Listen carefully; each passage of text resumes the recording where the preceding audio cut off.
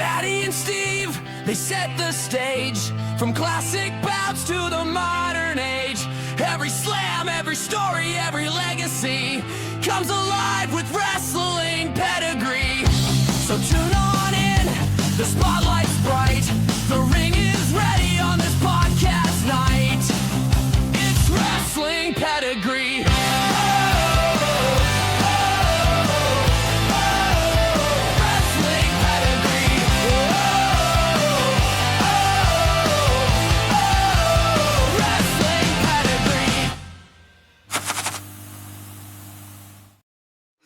What's up, everybody, and welcome to a brand new episode of Wrestling Pedigree. I'm your host, Matty, with my co-host, the last real general manager of NWL and the captain of the cruise, Steve Hopkins. How are you, sir? I am fantastic, and it never ceases to amaze me that you can say it right, but Jeff can't. No, I like to screw him over sometimes with that. With us today is a very special guest, one of my favorite people in the world. So happy for having him on all the way. Well, we do not get along with our baseball team, but on wrestling we do. My man, Joanne, welcome to the Wrestling Pedigree. Thank you very much for having me. It's going to be a great episode, I feel. Oh, absolutely. So this episode is Wrestling Pedigree Top 10 WrestleMania moments / matches. So it was, because there's been 41 years of it, there's going to be some hard choices, whether it's matches or moments. So let's start off because we got a time limit. Mr. Steve, as usual, you're first. All right. Well, with my list, I went with things that were always like, it was the first time it had ever happened. And in a lot of cases, it's the only time it's ever happened. So with that being said, my number 10 is the ladder match between Shawn Michaels and Razor Ramon, WrestleMania 10. That is a great start to pick off. Absolutely great start. That WrestleMania 10 was really good anyway. It was in Madison Square Garden, I do believe. But yes, that ladder match forever be a classic, absolute classic. Love that match. Yep, it was the first ever time a ladder match was televised, and it set the bar ridiculously high. Right. Yep, absolutely. And I think it made both of them even more stars. Absolutely. Number 10, Juba. Number 10. I see what you did there too, Steve. I like it. WrestleMania 10 was your number 10. Very, very nice. See, you did it. You just need to show. All you needed was show spirits, and then somewhere in that, it'll be all right. It would have been all the way there.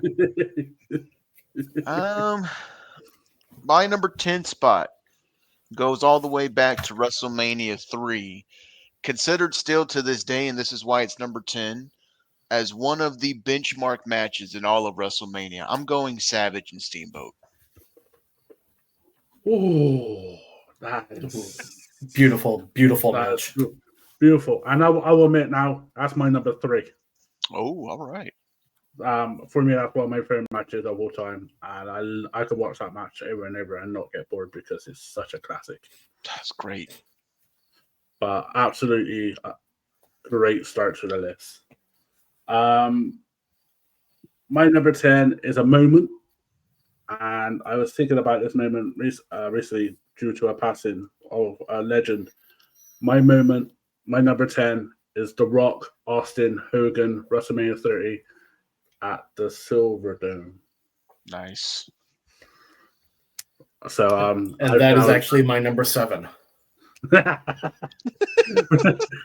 This could be a short show. We're just taking them off. Hey. Like if you're talking about moments just in general, that stare down they had, where Rock looks to one side, Hogan looks to the other, then they switch. It was absolute like poetry in motion. Yes, and it's such a moment, and definitely it gets replayed a lot, and it surely deserves why. Number 9, Steve. My number 9, and after I made this list, I realized that it kind of follows a little bit of a theme with a certain wrestler. My number 9, WrestleMania 12, the boyhood dream is realized. Shawn Michaels holding the title for the first time. The Iron Man. Yep. It is the Iron Man, yeah. Yep. That's such a great pick. Did it go to overtime?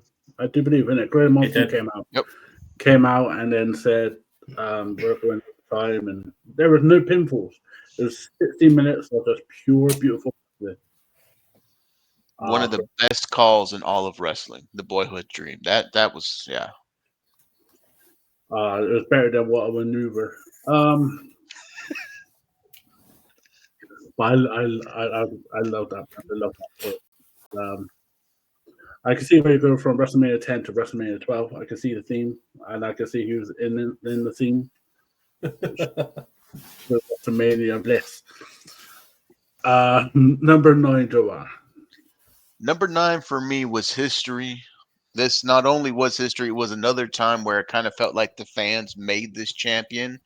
And I have 2 real big moments on this list where it was the fans who made the champion. I'm going Kofi Mania all the way for the WWE Championship. That's my number 9. I love that moment. I love that. Another great pick. It was a great pick and a great build up to it. I think it was. Do you guys remember the tag team gauntlet match? That if the New Day needed to win so Kofi could get his title shot. Yep. That was such great storyline and such great matches. Great pick. My number 9 is totally opposite to that, but it's legendary as it follows a return. My number 9 is Kane versus The Undertaker, WrestleMania 20. So The Undertaker just got buried alive about a few months before this, and he comes back. Back then, he was the American Badass, and he comes back as the original Deathman, but improved. It was a really good match, and hearing Paul Bearer just going, "Oh yeah," that was brilliant. It was a great entrance and a good match. Oh yeah. But I love WrestleMania 20. It's one of the best shows, apart from the main event. Number 8, Steve. WrestleMania 13. Ooh, This shirt after this match, this shirt made the rounds, became one of the biggest shirts in wrestling history. And it involves the double turn with blood from a stone. Just Austin just bleeding out.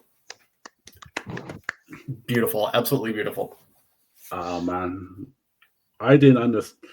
As a kid, we didn't probably understand the double turn back then, but we were like, "Why is Brett being a dick to Austin when you know he's injured?" And they were like, "Oh, screw it, come on, Austin." That's literally my thinking was, if Brett's gonna be a dick, I'm gonna support the guy who's a less being dick. That's my 8 as well. Oh, wow! Yeah, we were nuts. I was on it. That is crazy. Good, look at you. That's Steve. Steve matches for everyone, whether it's me, Jeff, or now you. That's crazy. Do you rank that as one of Austin's best matches ever? Oh yeah. Oh yeah. That's what made Austin. That one gave us the shot into, Austin into the stratosphere. Like, of course, the 316 promo is what kind of set you there, but that match with Brett, that's it. That was a main event guy after that point. Would you say? Oh yeah, that match absolutely shot him to the next level. Would you say that's Brett's best match also, or would you say the Iron Man is? That's hard. Because he's had some classics. He's had a lot of classics. For me, I think that's Brett's best match. It could be. I mean, apart from actually saying that November, was it the Survivor Series he had with Austin in '96? I think that was out there also. I mean, the SummerSlam match too was real good for Brett. 92. But damn, that's real close. It's real close.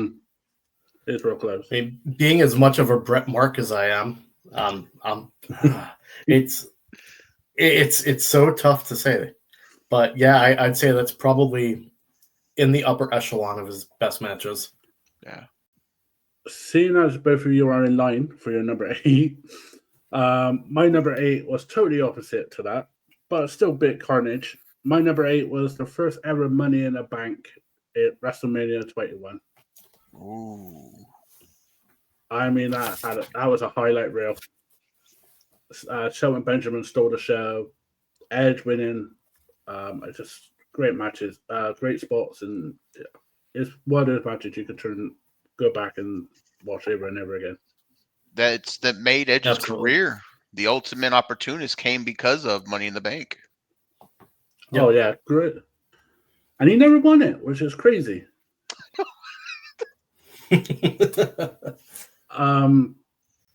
So let's go on to number 7. Before we do that, let's jump into the chat for a second. Joining us for the first time, one of my very best friends, Andy. Our topic today is top 10 WrestleMania moments or matches. Oh, he's got enough. Versus what's it better? Oh yeah, I could understand that.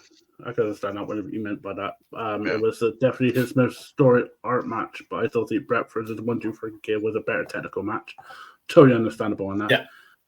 And Andrew said WrestleMania 13, Bret Hart versus Austin is still one of the best character turns and the greatest double turn ever. I don't think they ever absolutely without question. They tried it a couple of times and it failed. Not just on WWE, but in other promotions also. Yeah. But you cannot beat somewhat organic than that. But welcome to the show, Andrew. We were all ready. We were all ready at that point. Brett already was getting a little bit of heat, but he still had lots of fans.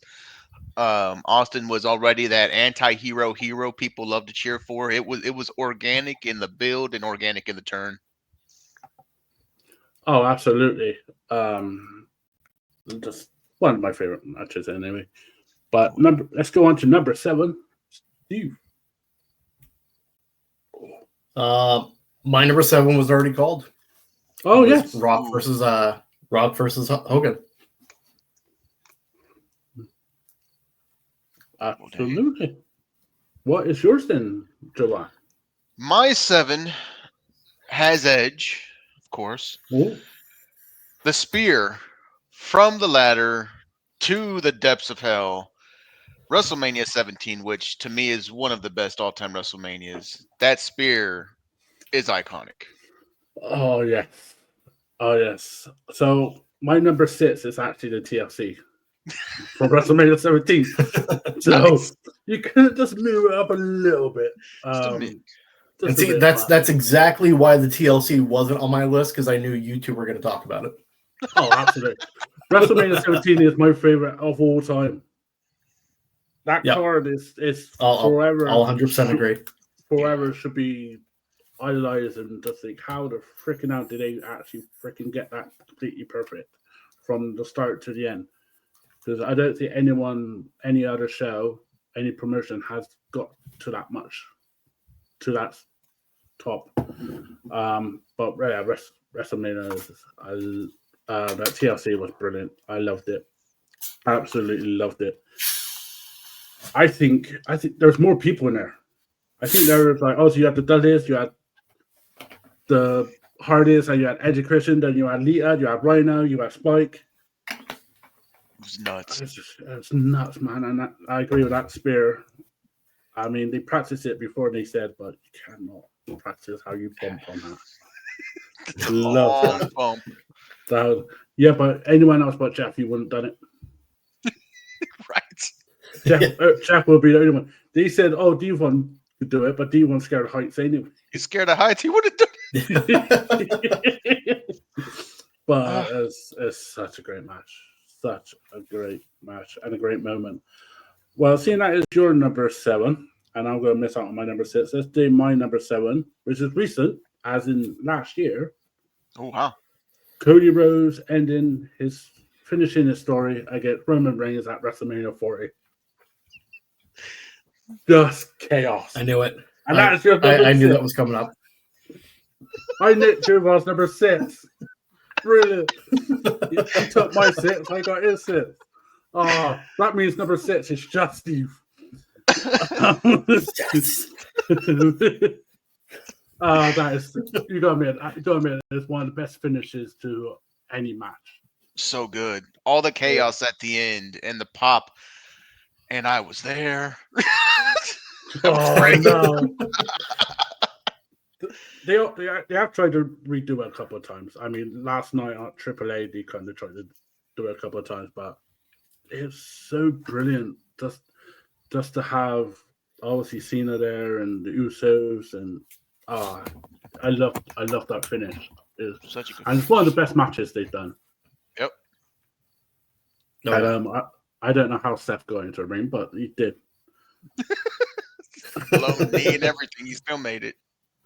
Oh, yeah.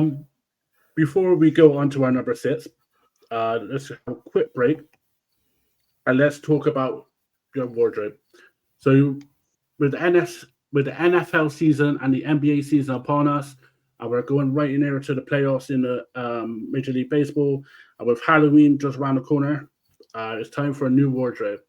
So, at allglory.com, they are the best merchandise available with the best, just the best merch and the best. I don't know how you say it. It's such good quality stuff. Such good shit, basically. And I ordered some, and I got some here, and I got my LA Lakers, and I got my New York Knicks, and I got my New Orleans Saints coming. It's really, really good. It's good pricing. It's free standard delivery. And because you're listening to us and watching us, if you go to allglory.com and go to the checkout and type in the discount Pedigree, you get 15% off your order every time you use it. And it's exclusive to Wrestling Pedigree. So if you go to allglory.com, type in the discount Pedigree, you get 15% off and you free standard delivery. And if you order before 2:00 in Eastern, you get same day delivery. It's good shit, guys. I would order it. It's such good shit. Such good shit. Let's quickly go to the comments. Brittany has gave hers end of the era Triple H versus Undertaker in a Hell in a Cell. With Shawn Michaels has a special ref. The music they chose, when that Hell in a Cell coming down, the video package, it's just a beautifully done match. When I said Shawn was better than you, he is. When Taker said that to Triple H, was like, oh shit, that was crazy. I remember that match, and I ain't got on my list, but I actually forgot about that match. But it was such a good match. Storytelling to the max. I love that match. That barely fell off my list. I almost put it, but I decided to go with another one. Yeah, I love that. Let's go to Steve's number 6 because Jovan stole my number 6 and I stole his number 6. So let's go to Steve's only number 6 off this time. Oh god, I love this fucking show. My number. Now, my number 6. I know I'm stealing one from Jovan here. No, he's already alluded to this. Now, in the build-up to this WrestleMania, the crowd built Daniel Bryan. WrestleMania 30, him defeating Triple H, and then going on to defeat both Randy Orton and Batista to win the WWE Championship. Absolutely amazing. So my number 6 is Wrestlemania. I ain't got that on my list. He's got his number 5. We ain't gonna have Joe Pan talk for the rest of the no. What seeing as it's your number 5 job, we'll talk about it anyway. What made you guys just pick it then? What made you guys think Wrestlemania's got to be number 6 or 5? It's the same thing that Steve said. It was just the Yes movement was another one where the crowd made that happen. We wanted it so much, we willed it into existence. And it's not only just that moment that happened, it wasn't just the title win. It's looking into now, the future. Whenever the crowd wants something, you get the yes chant. And that's all because of the moment. Yeah, Exactly. Do you feel like it's kind of like what it came to when the build up was like from, I think it was like Royal Rumble when they booed Batista like mad. Blue Tista, yeah. Yeah. Yep. And then that build up through like January all the way to April, like just to build up like Triple H. I mean, Daniel Bryan had 2 matches that night. Yeah. And that was crazy because Yep. that first match was obviously the first night because obviously there was only one day back then. It was crazy that he went for a physical match with Triple H and then 2-3 hours later having a crazy match with Batista and Randy Orton. Yep. And that underdog story, it was one of those stories where they got it right for once. Right. After that, they fucked up, but before that, it was just a great build up. Underdog stories are so hard to do right because you have to keep the crowd wanting to see the underdog win. And for Daniel Bryan, it was perfect. If you want to see when it doesn't work out so well, ask me how Sami Zayn's US title run is going. Yeah. I was about to ask you too. Is there anyone on the WWE roster that you think can do that underdog storyline to WrestleMania?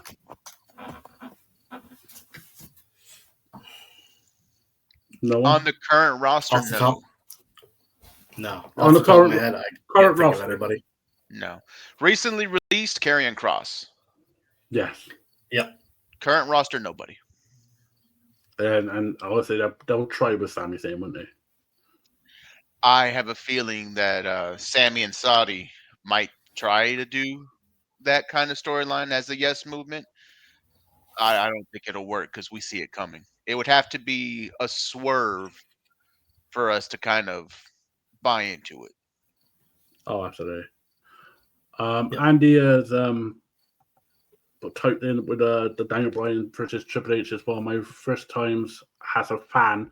I actually felt like I could actually be a part of something more than just a spectator. Like the fans really are important. I agree. I mean, that's one of them where we actually was. I mean, I think you guys remember when all the fans were in the ring and around outside the ring, Yep. and they're shouting yes, yes, yes. That's for me that captivated me, and obviously they tried it with Kofi Mania, which was a really big thing. But yeah, if you get the fans involved. I mean, that's why Jey Uso was quite good, I thought, this year. Even though Why he got his belt run. Yeah, and why in that case, why ain't LA won it then? There's a difference between the people doing the yeah and the let me talk to yous. Because that's just catchy. But to see the massive reaction that the Yeet got, and he was already kind of had a story going a little bit. You've already kind of positioned that you wanted to make him a top guy. You were going to give him that spot organically. So it kind of, I think it sped up the process for what they wanted to do with Jay, because I think that was always the plans. But for LA, unfortunately, he's probably seen as top tier mid card or bottom tier eventer. Yeah. And I don't think they ever see him in that kind of position. So no matter how over he gets, I think he's capped. These hits the scene. I mean, to me, it's the difference of being over and being viral. You look at over, and that's like, oh yeah, LA Knight, he's wicked over. And these days, you look at viral, and you're like, oh yeah, Kofi was viral. Yep. Daniel Bryan was viral. Jay was viral. Like, they absolutely blew up. Yep. And there was nothing WWE could have done to keep that title off of them. I had a person in my mind, and we all know who it is. Because if you say his name, he'll appear. Would you not think he'll be a good underdog to do a story on that? Because he's kind of viral. I would love it. But he's not current roster. No, but he's got that TNA relationship, though, hasn't he? So he could use him enough. I mean, I'm a big fan of the UK guys who get their chances in the States and they actually kick off and they're actually doing well.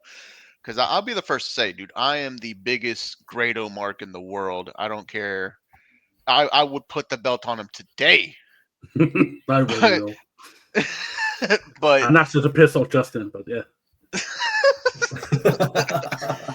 But the same thing goes for Hendry. It's something is there. The connection with the crowd is there. You put him in a Mania, you put him in the Rumble, have him win the Rumble. I mean, you could make that moment. Oh yeah, I agree. And was it Andrew said here? Even if it was a crap match, which it wasn't, just the outcome of that feeling. It's like, hey baby, we're a part of something. We have some power that the fans have. So I don't think you could get that back. That first time feeling, which sometimes they do try WWE, but they fail, and there's a lot of fails since WrestleMania 30. Let's go because we've done your 5 and Alex took a sip. Let's go with Steve's number 5. My number 5, WrestleMania 26. The Undertaker retires Shawn Michaels. I'm so happy you said WrestleMania 26. That's such a great. That is a really good match. I really like that match. We all knew the ending, obviously, but yeah, Shawn Michaels is such a great wrestler and such a great performer where he thinks, shit, actually, you can make you believe that he could do it. And at one point in that match, I thought, oh my God, they're doing it. But it was a great send off, and he should have stayed off that match. But we might see him at WrestleMania 43. We'll see. I mean, money talks. Yeah, apparently. Saying that, we talk about money talks. We might see this match at WrestleMania 43. But my number 5. My number 5 is The Rock versus John Cena at WrestleMania 28. Oh, the first time only, not the time after that, but the first time only, the Miami one. Yeah, the once in a lifetime. Yeah, or 2 times. The build up, the music. I think the music played really well there, and the social media played so well. I love it. It was a great match and a great moment, I feel. Oh yeah, I loved it. It was, dude, I was such a Rock fan, and I was that anti-Cena crowd. I'm not gonna lie. That was the Fruity Pebble line killed me. The Rock getting called out for having a promo written on his hand killed me. And I mean, the match was great. Oh, absolutely. And I think it was was it Motor City Machine Gun? No, Motor City Machine Gun. MGK. Machine Gun Kelly was invincible for John, and Wild one for The Rock, wasn't it, from Flow Rider? Yep. And they were playing that each coming out, and I thought, I thought wrestling peaked then. I literally did. That was the best.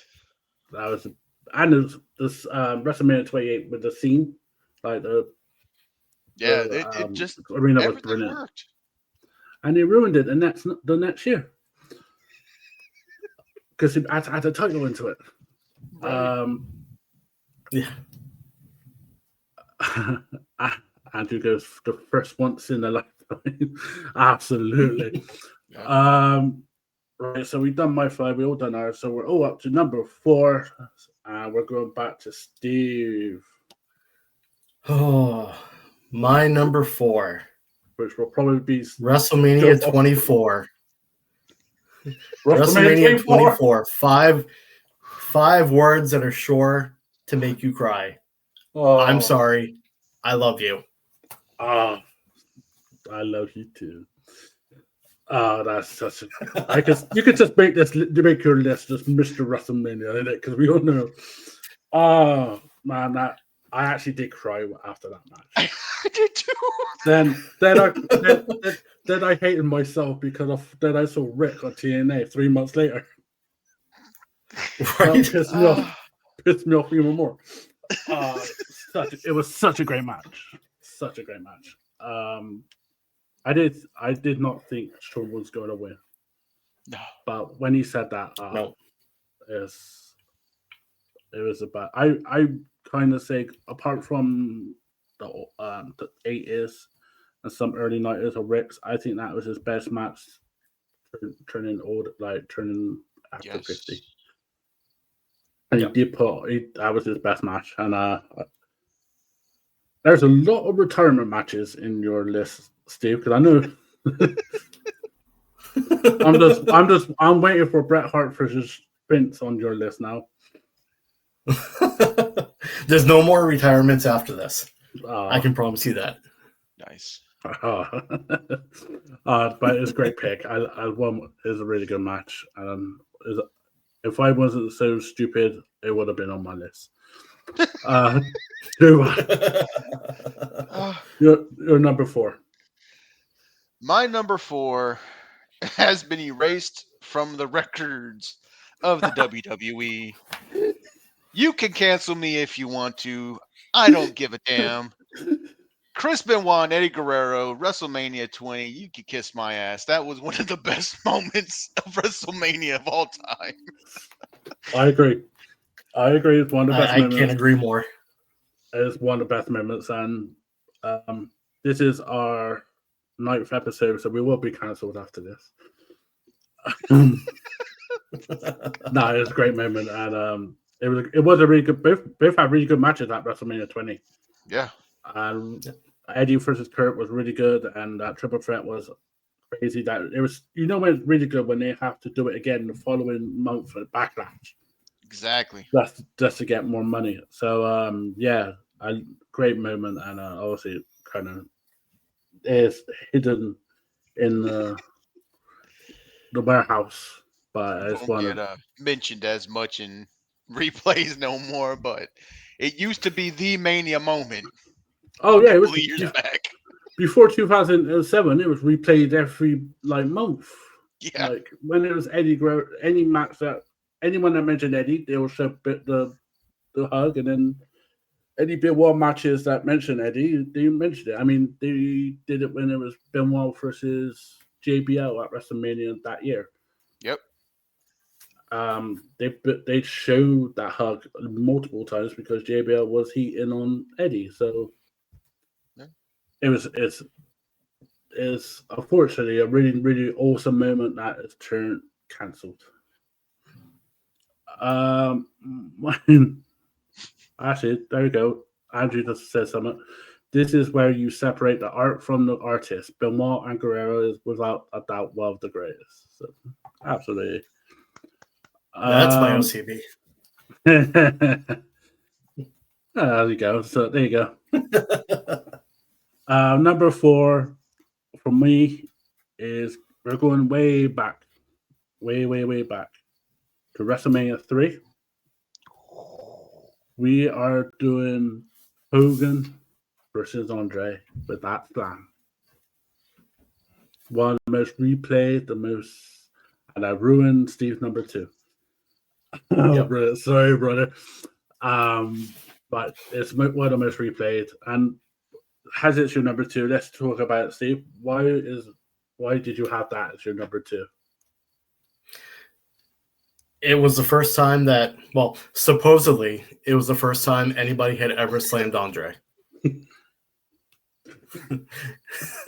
It was the first time in WWE history anybody had ever slammed Andre. Right. And I think that was instrumental in, shooting Hogan into the stratosphere. He was already there, but that cemented him as, hey, this guy is the biggest thing in the 80s. Oh yeah, absolutely. And for them to have 200,000, it keeps getting changed every year. People in that arena, which is it was Detroit, wasn't it? WrestleMania 3? Pontiac Silverdome. Yeah. Yes. Yep. So that is a lie, because not a lot of people want to live in Detroit or could travel to Detroit to go to watch that. So that was a lie.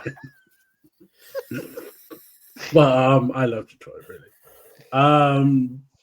It's great.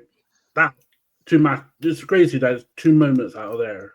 The Steamboat Macho Man match and the Andre Giant slam. They got a hell of a night. They did, and they got hell of a pay, because I've read stories when they had to just put all their chips in one basket and see where that goes. Yep. But absolutely one of the craziest slams. That after that, Andre wasn't the same, but he did it. He did the business for people, and he was the boss. Let's go. Seeing as I ruined Steve's number 2, let's go to number 3. Steve. My number 3 from WrestleMania 5, the Mega Powers explode. Hulk Hogan versus Randy Savage for the WWF Championship. Do you know that's the first time I think they planted seeds before that match? Because obviously when they won the tag title or something, or he won the world title, Hogan had his hand on back of Elizabeth, on back of Elizabeth, and then they planted that seed there, but they go back into it until like 6 months later, and then this, oh yeah, you touched her there, brother, and it was like, yep. It was the first time I noticed that they planted seeds there for like, here we go, this might be a WrestleMania thing, but it was a crazy match. I liked that match. It was I think that was the first time that WWF actually invested themselves in long-term storytelling. Yeah. Yes. I know. I was a Randy Savage fan. He was heel, but I liked him more than I was Hogan. Yeah. And there you go. Exactly. I'm still a Randy Savage fan. Oh yes, and it explains so much with your cruise. But it's such a great moment, great match. Your number 3, Joe. My 3 was the I'm sorry I love you. No. Yeah. And my number 3 was the Macho Man is Sleeper. We're just screwing each other tonight. It's brilliant. Love it. But it's how it goes on that one. Gotta love this format, which will be changed after Steve's holiday. Ooh.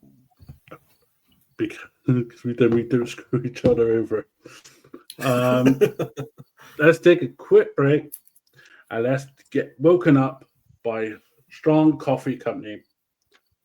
I have ordered this. I've tasted this. It is freaking awesome. I'm a big fan of the vanilla latte, but you can also get the vanilla latte, the mocha, the black, or whatever is your 5. It's smooth, it's satisfying, it's not bitter, it's not burnt, it's just solid fuel. All you have to do is add hot water, no blender, no BS.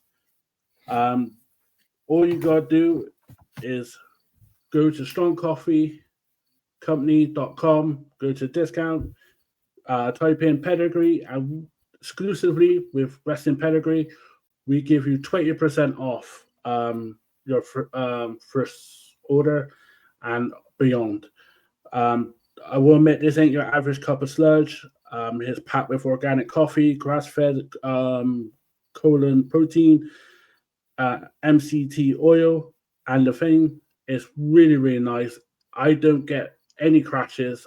I don't get any stomach wreckage. And literally to stay awake, and it helps me when I go to my meetings in the morning, and I don't need any energy drink with that coffee. So highly recommend it. So go to strongcoffeecompany.com, purchase what you want, go to the checkout, type in Pedigree for your discount or 20% exclusively with Wrestling Pedigree for 20% off your purchase. And trust me, I've had that this morning and I'm still buzzing. Seeing as my number 3 is gone and we got a top 2s. Steve, what is your number 2? You already said my number 2. My number 2 was Hogan slamming Andre. I know, but I wanted to mention it again because it's such a great moment. Jovan, your You number son 2. of a bitch. My number 2 is arguably one of the best WrestleMania matches of all time. And I thought Steve was going to go there, but he went with part 2. I'm going part 1. Shawn versus Taker, the very first time, WrestleMania 25. Oh, absolutely. Personally, that is my favorite match of all time. But the reason I went with Taker retiring HBK is because of the moment. Yeah. But yeah, that match at 25, absolutely my favorite of all time. When I can't sleep at night and I want something to watch, I put that match on. Oh yeah, absolutely. Oh yeah. Yep.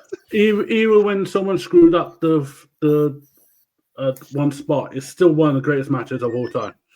Right. And I kind of like to say this. That is actually my number 1. Oh, That is actually my number 1. That is my favorite match of all time, literally. And my number 2 is similar to that. So I'll give you my number 2, and then we go on your number 1s. And I'll probably have to one of your number 1s. My number 2 is The Rock versus Austin WrestleMania 17.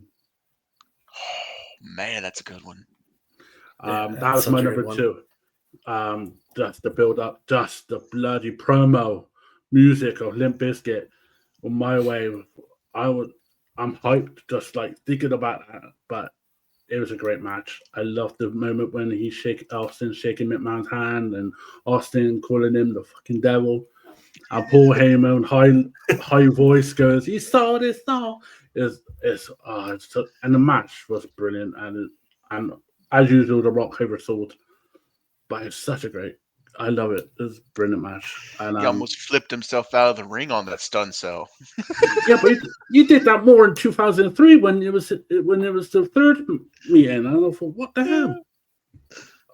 It's a good match, and that is my 2 and 1. So it's all the focus on you guys. So number 1, Steve. My number 1. We're going back to WrestleMania 30. Wow. Eat, sleep, conquer the streak. Oh, I knew he was going to do that. Wow. Oh, I wish we got Just canceled now. that moment after that bell rings and there was nobody saying anything inside the Superdome. Just absolute shock and awe. That moment to me lives forever. If there wasn't a WrestleMania that messed with your hearts more than WrestleMania 30, Jesus Christ. But the thing is, though, they did that match, right? And then there was like 3 matches after that, and then it was the Daniel Bryan triple threat. Yeah. I'd never known a crowd so flat. It was so flat. Where the matches after that were really good matches, but the crowd was so flat because of Taker. They're like, At that point, they were like, "What the fuck are we even doing here anymore?" Yeah, why are we here? There was that one dude. My childhood just ended. Oh yeah, I couldn't put that on the list. Fuck this! I'm leaving New Orleans. I could not put that on the list with how mad it makes me. Yeah, and made me that it ended. I couldn't do it. But it's the politics. There's shit, so much rumors. I triggered Jovan. There's so much rumors. There's so much rumors of politics behind that. With Vince and saying that apparently there was a time where it was just going to be Taker going over, and then on that day they're like, "Oh, Taker, Vince goes to Taker, go, hey pal, have you seen the result yet? Or you've been spoken to it? Like, we're going to get Lesnar to go over." I'm like, you cannot do that to a Taker that's giving you like freaking loads of years and just do that like on a whim. Yeah, to somebody who didn't need it. I don't care what people say. Lesnar did not need it. What was it? WrestleMania 30? No. WrestleMania 30, 2014. Yeah. Yeah. Mm-hmm. Yeah, WrestleMania 14. We're 11 years removed, and he's still a big deal. Yeah, but I would have done Dolph. I would have done someone young just to take it. Someone who needed it versus someone who doesn't need it. Hey, fuck it, do it, Daniel Bryan. That would have done an underdog story. Yeah. But to do, I mean, honestly, at that point, they should have done it with Roman. Yes. Because they wanted to push him to the moon. Yeah, and they had him face the New Age Outlaws the first show. Was that Blue Eye Roman still? Yes. Yeah, it should have been Blue Eye Roman. That was such bullshit. But thank you, Steve, for that number one. I can understand why it's number one because it's one of the most shocking moments in even WrestleMania about wrestling. What's a list without trauma?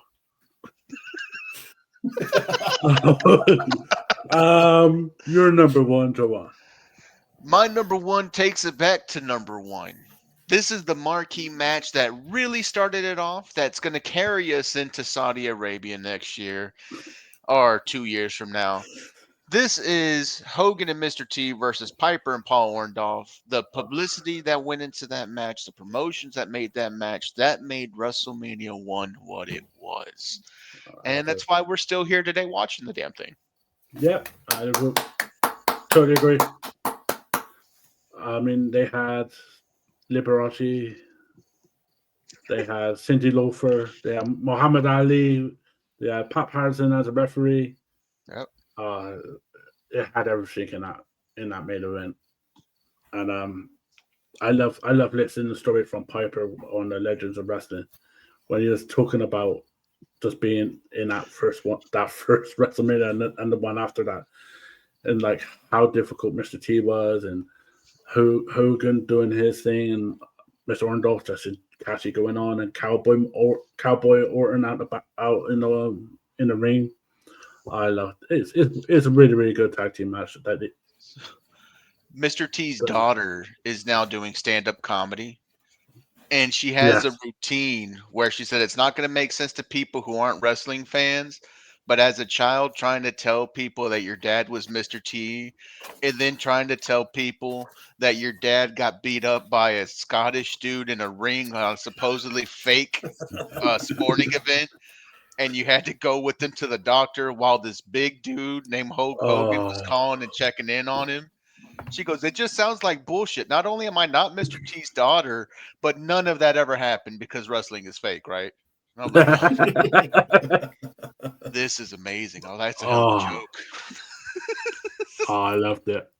Oh, God. I need to go watch her. She's good. She is good. We had a quick mention because obviously my number one was to Shawn and Taker at 25. I think you should go without saying that Shawn Michaels and Taker may go down in one of the top three. Say which match was better out of the two. I mean, I think I still might lean to the two just because of the ending, but what is meant, but I don't know. But I understand why Steve went WrestleMania 26, but it can't be original. Yeah. But there's some great matches in WrestleMania, and Steven put on there what Brittany said, that my favorite moment was when The Undertaker, Triple H, and Shawn Michaels were hugging to show an end of an era. That's when first time I ever seen Undertaker break kayfabe. Yep. That's the only first time I ever seen him break kayfabe was him hugging at the top. But I love that. Now he doesn't know what kayfabe is, but then that was. Well, he does a little bit because he's saying to all the wrestlers now, don't if you're in a storyline or anything like that, don't freaking do TikToks at the back when you're in a bloody storyline. Yeah, But no, look, nowadays kayfabe, it's not just dead. Kayfabe has been warm in the ground. and dug up again, And and then put back in the ground. It's been buried so much, it's kind of like a broken brewer. Now, That was see, good. see, to me, it all depends on your definition of kayfabe. Like kayfabe, as we knew it in the 80s, 90s, early 2000s, is dead. But now they've got all new ways of keeping to their character. Kind of, you might see, let's say, you see Roman and Cody out having a drink afterward, but then they get back into the ring, they get back in front of the cameras, and it's like, hey, they were never out having that drink. Yeah, They're yeah. I mean, the hotel I was staying at when WWE Live was in Cardiff, I'm having a drink with the wife, and I look across from me, and it's Jacob Fatu having fish and chips with a guy hooded up in a purple hoodie, and I'm thinking, oh, it must be one of Usos. And then when he leaves the table and I try to get a look, it's actually Solo Sikoa. I'm thinking, what the frick? Like kayfabe there. But yeah, gotta love wrestling now. Oh, what a show! Greatness. Thank you so much, everyone that's watched. Thank you so much, Jovan and Steve, for your lists. And I screwed some of them up. Before we go, Jovan, where can people find you? Oh, you can listen to me weekly on Spotify or YouTube at Shootin' Shit. That's SHIT. I make casual appearances in MWL under the dawn of NWL. If you are so ever unfortunate to face me, I'll bring it that week. If not, I'm probably not watching that week. I make casual pop-ups throughout the round table, throughout Bases Loaded. Probably a little more here on the Wrestling Pedigree every once in a while. So I mean, I'm everywhere, man. I'm everywhere all at once. Mr. Popular. Thank you once again for joining us, Jovan. Steve, where can people find you? Oh, you can find me ruining MWL every chance that I get.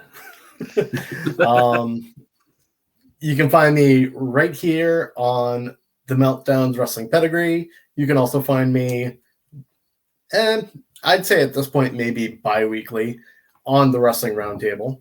Nice. For today and tomorrow, you can find me watching baseball. And other than that, working way too much. I agree with that. I know the feeling. You can find Wrestling Pedigree on all your podcast outlets. You can find us on YouTube on Wrestling Pedigree 92. You can find me anywhere on social media. Anything that says Wrestling Pedigree, that is my fat ass behind that screen. So give us a message. If you want to be on the show, give me and Steve a message. We got some really good top 10s coming up. Games, ladder matches, Hell in a Cells. It's just a crazy couple of weeks coming up. Next week, my co-host is on holiday, so I am thinking next week's show may be a special show, either on my own or I grab a particular person. And a person that he doesn't know that is going to be on the show yet, but he will because I will force him. So, and he's from Massachusetts. So let's see. Oh man, it's gonna take him forever to give an answer. I know. That's if you even. Yeah. Thank you once again, guys, for joining us. Thank you for watching and listening. And please, if you are listening to this on the podcast, please leave a review and enjoy the rest of your weekend. Enjoy wrestling. Stay safe out there.